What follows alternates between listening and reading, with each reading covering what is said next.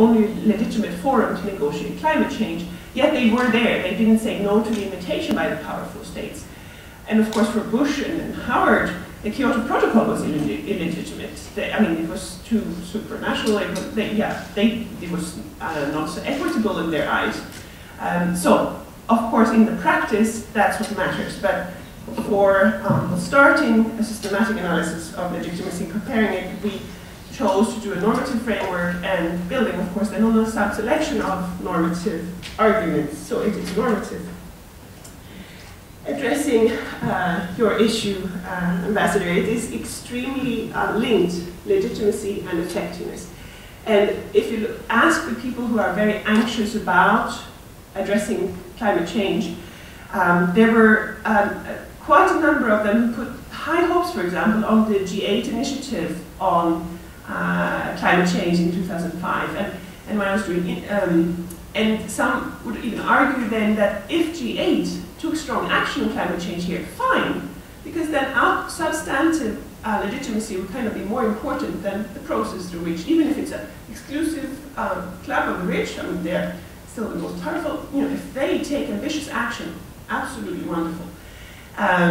They didn't, and that's what because we have effectiveness as a component of legitimacy here, so, and it's impossible also to ascertain the way. And there were definitely potential positive aspects of the minilaterals that we touched on in the paper. The G8 tried to address energy issues and more energy collaboration at the international level, something that the UNSC is very careful not to touch explicitly. So there were potentials for influence for sure, but they were not captured so strongly. Quickly back to the COP15 narrative that Stephen raised. We cover that a lot in the paper, but we do not argue that the norm of legitimacy changed in favor of small unilateral forums. The contestation of legitimacy in Copenhagen, where they rejected the outcome because it was negotiated in a small group of countries, it has actually led to that in the COPs afterwards. I think the presidencies go to great length of stressing how open, transparent, participatory they are. So this norm is really ingrained there.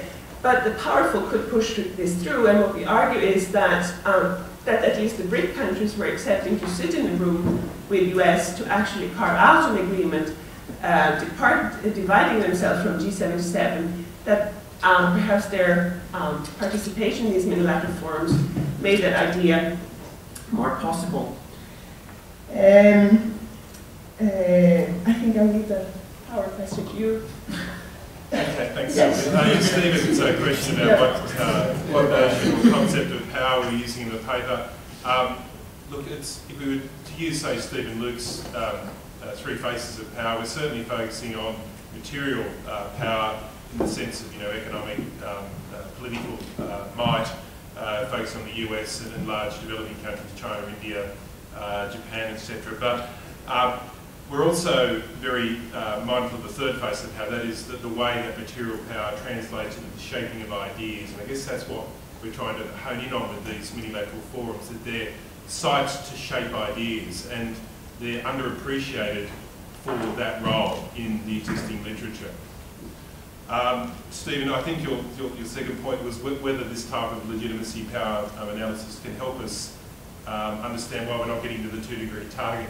I think it can, in the sense that it helps separate out where you're getting functional differentiation and fragmentation that Oren was talking about from this type of conflictual, discursive contestation around ideas. Okay, so it helps us be able to separate out those two situations, and hopefully our paper is going some way to that here. Sebastian, you have the last word. Thanks. That's always nice.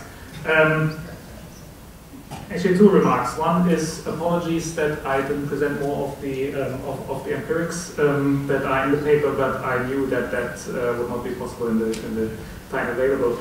And secondly, a reaction to the comments that Oren made, and that relates to the whole notion of divisions of labor, and that it follows from that the whole issue, that the whole management problem is a design problem and an engineering problem. I think that's, in my mind, that's not quite quite the way to think it through.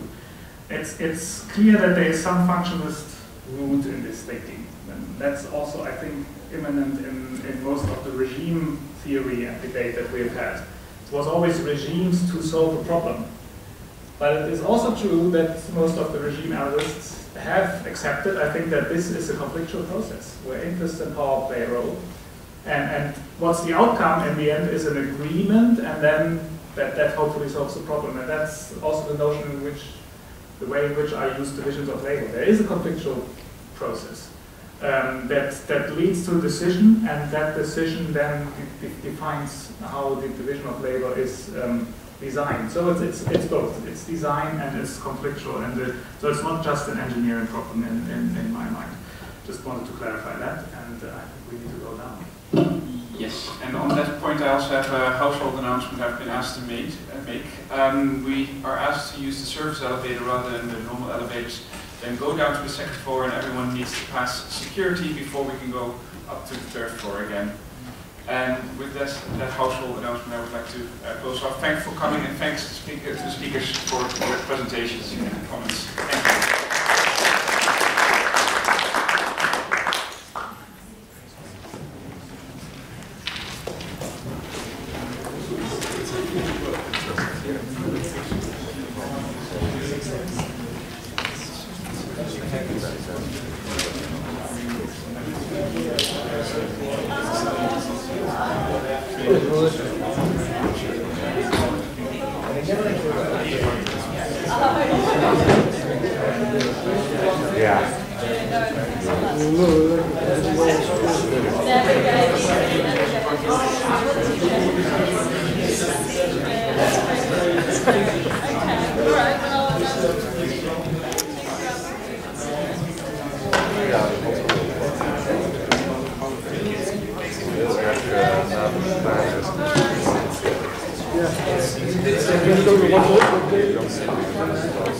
Thank you.